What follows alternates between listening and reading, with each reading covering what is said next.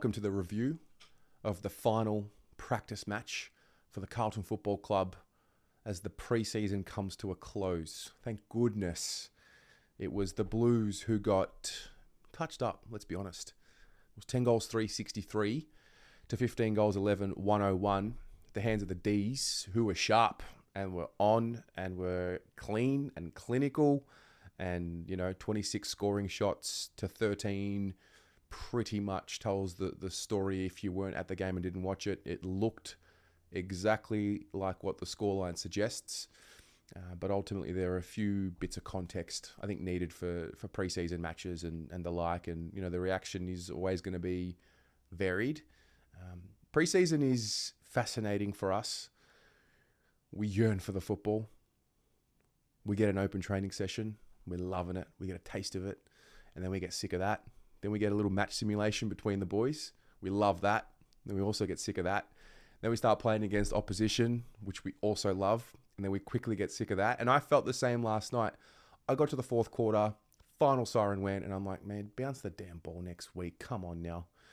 So it's really exciting to be saying, hey, that's it. No more practice matches. The next time we chat about a game, we will be playing for premiership points. It was a hot evening at Icon Park, which, when you think about it, the two practice matches that we played against opposition came on very, very hot conditions. And that will prepare us, I think, as well as we could be for the weather in Brisbane, particularly at night time, particularly last night. So I think that's a tick. I go into these preseason matches always remembering what preseason has been, whether we win one game or two games in the preseason and then win no games or two games for the rest of the season. I remember those years.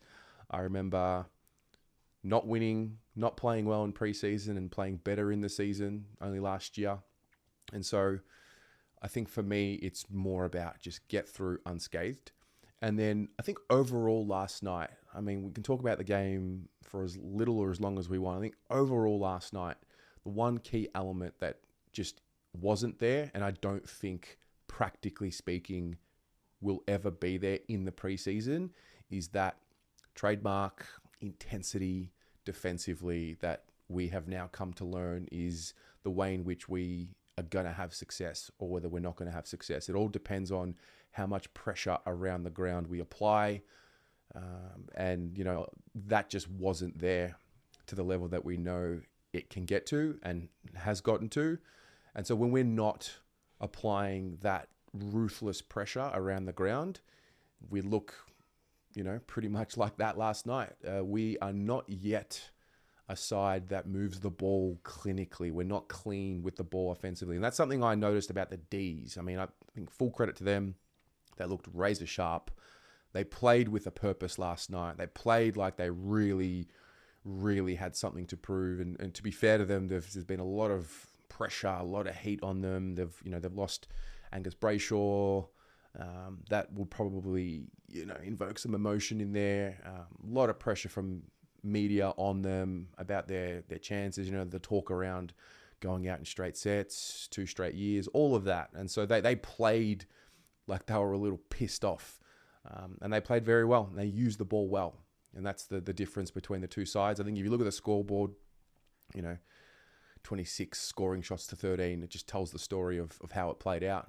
If you didn't watch the game, look at the scoreboard. Sometimes the scoreboard can deceive you, but I think it was pretty bang on. If anything, we were pretty efficient in front of goal. 10 goals, 3. So had that not been the case, it would have been a much bigger margin. So, that's that. The D's looked great, even without Clayton Oliver. I think for us, like I said, missing that trademark pressure definitely saw us try to use the ball a little bit more quicker at times. It felt like we were in and out of our energy when the scoreline started getting away from us. They started chipping away at it. I think the second half of that second quarter was really it was really clear that the Ds were playing with a different purpose than what we were. I just noticed a little bit more of what we saw last week defensively. Like you see and you feel and you hear the whole of Jacob Wiedering. It's something I noticed last night. We were talking with a few people on the boundary line there, and the commentary around us was like, can you really hear them? Jacob Wiedering on the field, you hear him. You hear him screaming. I didn't hear as much of that trademark talk in defense as what I usually would. That probably tells a bit of a story. And, the question mark last week was, what's it going to look like without Jacob Wiedering and, Caleb Marchbank, who I don't really know where he's at in the context of, is he ready to play next week? Hasn't played any practice matches, so probably guessing he won't.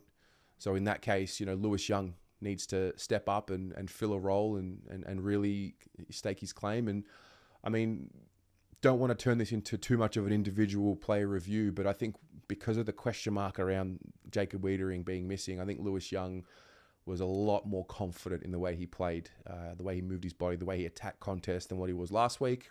Thought that was a tick.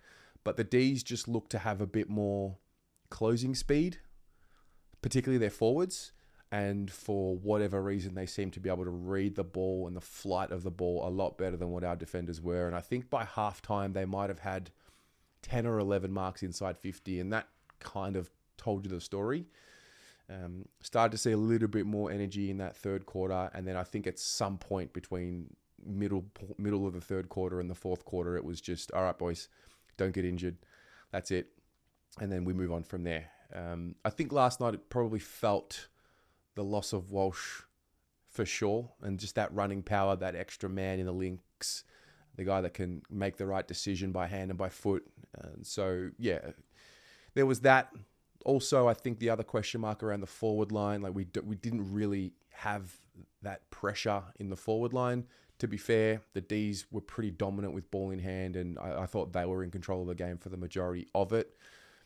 But, you sort of, I look there and you miss Owies, you miss Martin, you miss Jack Silvani, Corey Durden, Motlop obviously goes off in the first quarter. So you just felt that in the forward half. But I thought there were some positive signs individually. I think Harry Mackay's had an outstanding preseason, to be honest. I think he's moving with a lot more confidence. I think his set shot routine, no matter how he's kicking it, he's kicking it with confidence. He's kicking through the ball. I just think he looks healthy. I think Cripps is the other one. He's one over the course of the last 2 practice matches has looked springy, healthy, and sharp. And we're definitely missing a few pieces, and you can tell. But ultimately, the major piece that we're missing is premiership points on the line, 80,000 people in the crowd, that energy in the stadium. And then, once we apply our pressure, that ignites the crowd, which ignites the players, and so on and so forth. And so, can you read too much into the practice matches? I think it probably, for me, was just more of a reminder that if we do not have our one wood, as David King would say, then, we're not anywhere near as good a side as what we are when we are applying that pressure. And, it's a brutal style that we play. In order for us to be successful right now in the journey of this side, we need to be switched on optimal levels with our pressure, because we will generate scores from that. And that also probably shows that room for growth. If the pressure's not on, can we use the ball efficiently and move it around the ground like the great premiership sides in the past have done? And that's still something we are not ready to do yet. We have a full season to prove. And I think also the important part about right now is that, you get repetitions into these young guys. I think Billy Wilson, for example, has a contest there where he just probably didn't get his body where he needed to. And Melbourne ended up kicking a goal directly from it. Like, you watch the tape, he knows exactly what to do. He fixes it, we move on. So those moments are important. They're important to see for the young guys, the new guys. And so, yeah, I'm just pleased that we got through with no serious injuries. And I have faith, call me crazy, I just have this faith that there's going to be a lift in energy and intensity next week and for the rest of the season. I just have this crazy feeling that the boys are capable of lifting their intensity by at least 25 to 30%. So That's how I saw it. But what about you? How do you summarize that practice match against the D's? What worked? What didn't work? Do you have concerns? Do you have faith? Are you hopeful? Let me know in the comments below, and we'll go from there. Footy's back next week. Go Blues.